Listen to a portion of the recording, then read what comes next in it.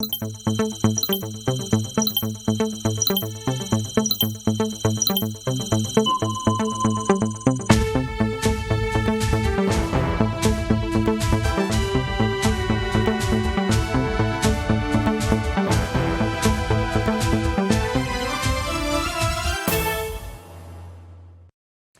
l'actualité, travaux du 9e traité d'amitié et de coopération entre le Burkina et la Côte d'Ivoire TAC 2021.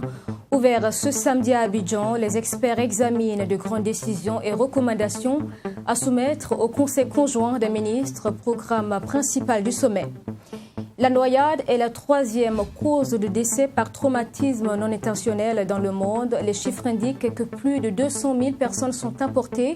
Célébration donc de la journée mondiale de prévention de la noyade ce 25 juillet au Burkina. La Fédération de sauvetage a organisé une séance d'initiation donc au sauvetage. Bonsoir, bonjour à tous et bienvenue dans ce journal. Traité d'amitié et de coopération entre le Burkina et la Côte d'Ivoire. Ouverture donc de la rencontre ce samedi à travers le cadre d'échange des experts. Au deuxième jour des travaux donc, les deux parties s'accordent sur les grandes décisions et recommandations à soumettre au Conseil conjoint des ministres prévu demain mardi. Je vous propose d'écouter le point de Régis Kevin Bakiono, expert burkinabé, membre de la Commission politique et intégration. Nous sommes parvenus à un certain nombre de conclusions sur des points qui vont faire avancer la coopération entre le Burkina Faso et la Côte d'Ivoire. Parce qu'il faut le dire, les deux présidents donnent déjà l'impulsion à cette coopération-là. Et donc dans le cadre de ce TAC-là, il est question de faire bouger les lignes, de faire avancer la coopération afin que les deux pays puissent continuer à consolider leurs relations d'amitié et aussi faire bénéficier justement nos populations de cette coopération-là. En tant qu'expert, il y a une question qui a été inscrite à l'ordre du jour au sein de cette commission qui est relative à la réouverture des frontières entre la Côte d'Ivoire et le Burkina Faso. Et il faut dire que nous ne sommes pas les décideurs à notre niveau, nous sommes juste des experts qui examinons les questions et qui présentons les arguments techniques aux décideurs afin qu'ils puissent prendre justement les décisions appropriées. Et donc, au sein de notre commission, les experts ivoiriens et nous avons convenu que l'était nécessaire. Et au regard d'un certain nombre de contraintes, un certain nombre de difficultés, de rouvrir les frontières. Et donc, une recommandation est faite dans ce sens à nos plus hautes autorités afin qu'elles puissent prendre la décision appropriée. Rouvrir les frontières serait un facteur d'accroissement de l'économie des deux pays. Et cela est important déjà quand on parle d'économie, ce sont les populations qui sont les premiers bénéficiaires.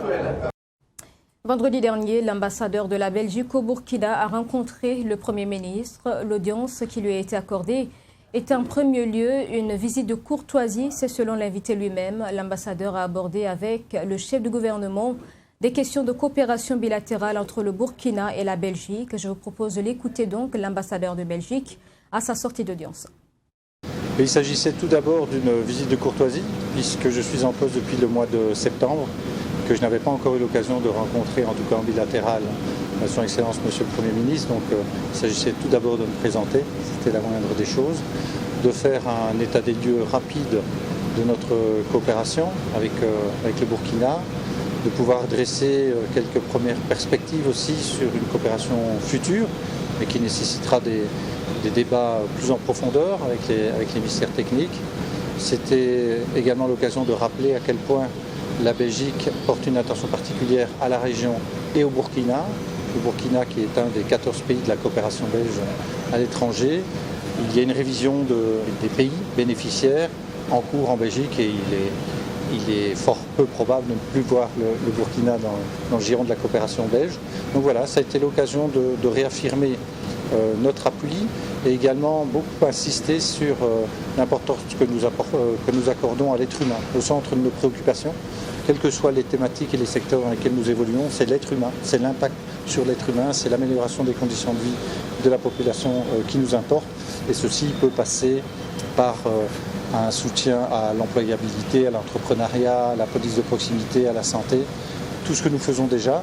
Et j'ai annoncé à Son Excellence Monsieur le Premier ministre également un nouveau programme régional, j'ai eu l'occasion d'en parler avec les affaires étrangères déjà, en termes de changement climatique. Son Excellence, Monsieur le Premier ministre, a montré un intérêt certain au changement climatique et c'est bien l'option que nous avons prise, en tout cas dans la région, puisqu'un nouveau projet devrait démarrer en dehors du programme de coopération en début d'année prochaine, avec un pilier burkinabé, un pilier malien, nigérien et un pilier sénégalais. Ce week-end, fin de la rencontre entre le gouvernement et les centrales syndicales. Ce vendredi, les travailleurs n'étaient pas tant satisfaits des conclusions. En effet, seulement quelques-uns donc de leurs points de revendication ont trouvé satisfaction. Mais les syndicats font preuve de compréhension au regard de la situation nationale, également de l'ouverture dont le gouvernement dit faire preuve quant à la suite des négociations. Précision avec Fatima Tanikema. C'est un regard qui en dit long sur les conclusions du dialogue au gouvernement-syndicat des travailleurs. Après 5 jours de discussion, les centrales syndicales repartent insatisfaits des résultats issus des travaux. Et selon le président de moi des centrales syndicales, les raisons de cette insatisfaction trouvent origine dans les réponses qu'a servi le gouvernement en ce qui concerne leurs revendications. Il y a peut-être une quarantaine de points. Et les priorités aujourd'hui, nous avons demandé des augmentations de salaire. Nous avons demandé le relèvement du SMIC, qui est quand même un élément important. Nous avons aussi demandé, par exemple, de regarder la gestion de la Sotraco. Il faut dire qu'il n'y a pas un point qui n'est pas prioritaire. Tout est prioritaire dans notre doléance. Tout est prioritaire. Les deux parties ont donc décidé de commun accord de continuer le dialogue au grand bonheur des centrales syndicales. Ces dernières comptent bien saisir cette occasion pour mieux se faire comprendre afin d'obtenir du gouvernement des réponses favorables à leur plateforme de revendication. Présentement, il y a eu juste quelques points sur lesquels le gouvernement a accepté s'engager et nous comprenons aussi la situation. Comme nous l'avons dit dès le départ, nous sommes dans un contexte aujourd'hui que nous devons également tenir compte, savoir que nous voulons l'amélioration de nos conditions de vie et de travail, mais le Burkina traverse effectivement une situation sécuritaire et nous, travailleurs, nous ne sommes que 600 000 dans le formel, nous devons aussi tenir compte de ça pour avancer.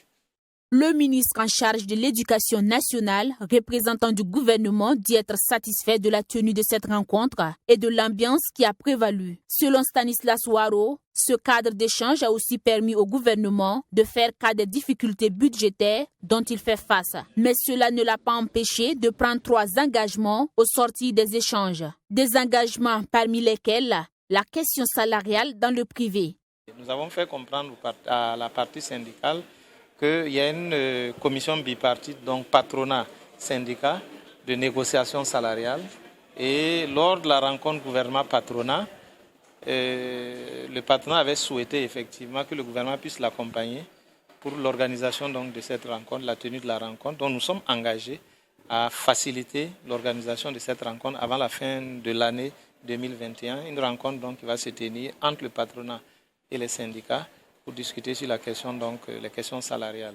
Les 2 autres engagements sont en lien avec l'augmentation du SMIC et l'avenir de la Sotraco. Le gouvernement a également pris acte de certaines préoccupations des syndicats. Il s'agit entre autres d'une non-application des décisions de justice et du respect des libertés syndicales. Je vous en parlais en titre, une initiation au sauvetage d'une personne qui se noie avec des exercices de simulation. C'est à l'occasion donc de la journée mondiale de la prévention de la noyade qui touche plus de 200 000 personnes par an au Burkina. À l'occasion donc de cette journée, la Fédération de sauvetage a justement donc initié cet exercice de sauvetage au barrage numéro 1 de Tanguin. C'était ce 25 juillet. Image avec Michael Toukri. Selon des chiffres de l'Organisation mondiale de la santé, plus de 23 000 personnes sont mortes par la noyade en 2019, ce qui fait de la noyade un problème majeur de santé publique. Au Burkina Faso, le nombre de noyades ne cesse de s'augmenter. Et pourtant, à travers des gestes simples et rapides, une personne peut être sauvée de la noyade. Au barrage numéro 1 de Tanguin, ces gestes de base sont enseignés par la Fédération burkinabé de sauvetage. Quand une personne tombe dans l'eau, il faut dire que la première chose à voir, c'est la distance. Si la personne est à côté de vous, on peut donner un objet qui est à côté. Ça peut être un long bâton, Ça peut être, je ne sais pas, une planche à la maison, un morceau de corde et tout. Voilà, si la personne est loin, bon, là, il ne faut pas se risquer comme ça. Parce que si vous partez, si la personne se saisit de vous, ça devient un problème. Au lieu d'une victime, on aura 2 victimes. Voilà. Si vous ne pouvez pas, c'est d'appeler à l'aide. Il est important pour nous, pas seulement la fédération, mais vous, acteurs aussi de la société, de contribuer et de travailler à promouvoir bien sûr cette activité afin que nous puissions ensemble, la main dans la main, réduire considérablement les risques de noyade. Alors les plans d'eau, nous les constatons presque partout, mais vous conviendrez avec moi que ce n'est pas que la saison pluvieuse qu'il pleut.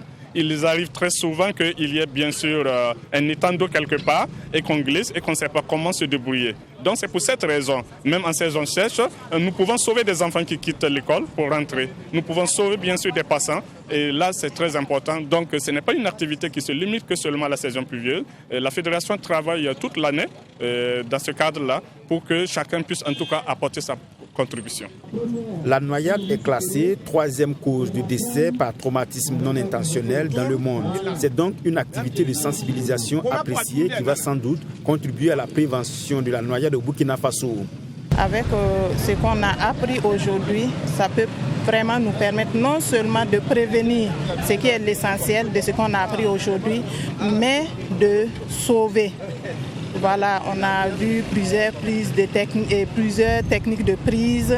On a vu aussi comment sauver une victime consciente et une victime inconsciente qui ne respire pas. Et tout ça, c'est vraiment nouveau. Cette journée mondiale de la prévention de la noyade créée par l'Assemblée générale des Nations unies à l'initiative du Bangladesh, où 40 enfants meurent noyés chaque jour selon les statistiques de 2016. Et selon l'Organisation mondiale de la santé, entre 2009 et 2019, 2,5 millions de personnes ont trouvé la mort par noyade. Dans la suite de ce journal, de quoi garder les lieux propres, du savon, de l'eau, de javel, des balais entre autres. C'est le contenu du don que l'association des auditeurs de la radio Watt FM a fait ce samedi au profit du centre de santé et de promotion sociale de Beyon-Douamé. C'est dans la commune rurale de Samba, donc une action qui suscite une grande reconnaissance des bénéficiaires. Image avec Sanata Serré. Ce don des auditeurs de la radio 100% urbaine est constitué entre autres de l'eau de balai, des serpillères et du savon liquide. À travers ce geste, l'association des auditeurs de Watt FM entend apporter sa contribution à l'assainissement des locaux du CSPS de Beyon-Douamé, en croit son vice-président. Nous avons décidé de porter du matériel au CSPS de Beyon-Douamé parce que nous, on a vu que le CSPS a vraiment besoin. C'est pour cela que nous aussi, on a décidé avec d'autres membres qui résident dans les quartiers de Beyon-Douamé pour venir en aide au CSPS. Nous, on a envoyé des raclettes, de eau de javel, du savon pour aider à nettoyer vraiment les CSPS parce que le CSPS a besoin de la propriété avant tout. Le major du 10 CSPS a salué cette initiative des auditeurs de Watt FM et invite les bonnes volontés à emboîter le pas des donateurs du jour. En tout cas, vraiment, on salue vraiment l'initiative des donneurs qui sont les auditeurs et vraiment, on les dit merci et puis en tout cas, on souhaite encore que d'autres prennent le pas. Le centre de santé et de promotion sociale de Beyon-Douamé, faut-il le rappeler, est fonctionnel depuis octobre 2020. Cependant, ce centre est hors service la nuit car ne dispose toujours pas d'éclairage. Les auditeurs de la radio 100% urbaine ont saisi l'occasion pour lancer un cri de cœur aux autorités sanitaires afin que ce CSPS soit équipé d'éclairage. Le week-end dernier, des acteurs culturels ont réussi la première des rencontres autour de la scénographie et des métiers associés RASMA. Lancement des activités dans le quartier Gungan à Ouagadougou. 3 jours ont été dégagés pour réfléchir à la valorisation du domaine au Burkina et dans la sous-région. Il s'agit d'une initiative de l'association Faso Seno, soutenue par le Fonds de développement culturel et touristique Amivalion et Mamétré Anakamabou. Cette première édition de rencontres autour de la scénographie et des métiers associés RASMA, qui s'est ouverte ce vendredi dans la capitale burkinabé, a pour but, selon les organisateurs, de contribuer à la valorisation de la scénographie et des métiers associés au Burkina Faso en particulier et dans la sous-région en général. Ces 3 jours qui vont suivre vont être des jours de de rencontres, de discussions autour du métier associé, de la scénographie et des métiers associés, parce que nous trouvons que si le métier n'est pas assez reconnu au niveau des politiques et juridiquement, donc on s'est dit qu'on allait se rencontrer pendant ces 3 jours pour en discuter, pour trouver les voies et moyens, comment on pourrait faire vraiment reconnaître ce métier-là au niveau juridiquement et politiquement et plus culturellement. Plus culturellement, c'est ce qui nous intéresse. Après, le reste, ça va venir. Voilà. Pour une bonne réussite de la toute première édition qui referme ses portes le 25 juillet 2021, plusieurs activités sont au programme. Occasion pour le promoteur d'inviter la population à participer massivement au RASMA 2021. Donc, on a une étape première qui était aujourd'hui de discuter avec les techniciens, rencontrer les metteurs en scène pour les parler de nos métiers. Parce qu'eux sont nos premiers patrons. Donc, on s'est dit, oui, il faut rencontrer ces metteurs en scène-là pour les parler de notre métier.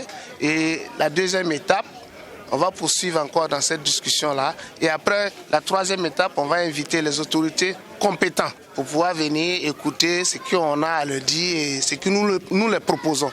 Parce que c'est facile de faire une guerre. Sans proposition, la guerre n'a pas de sens.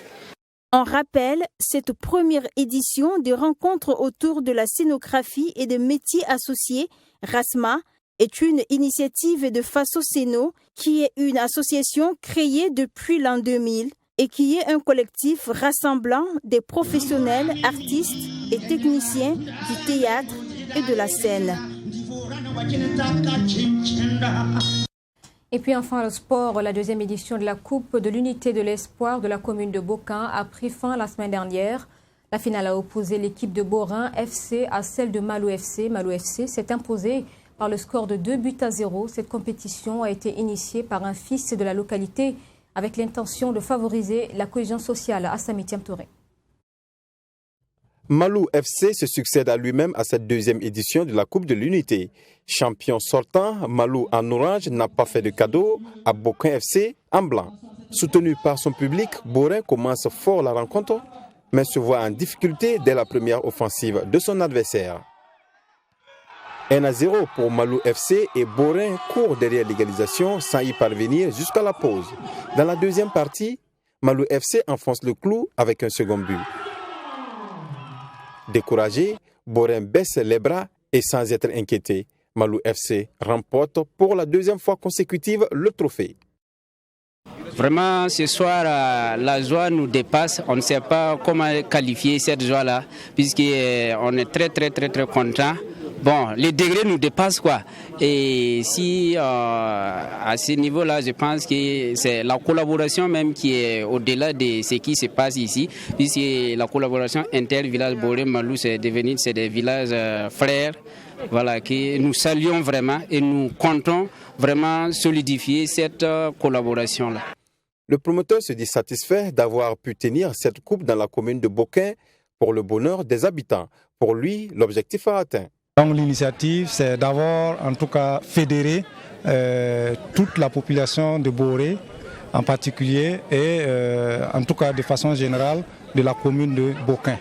Voilà, c'est une initiative qu'on partage parce que bon, c'est de façon restreinte que nous avons pris cette initiative, mais ça peut s'étendre sur l'ensemble du territoire.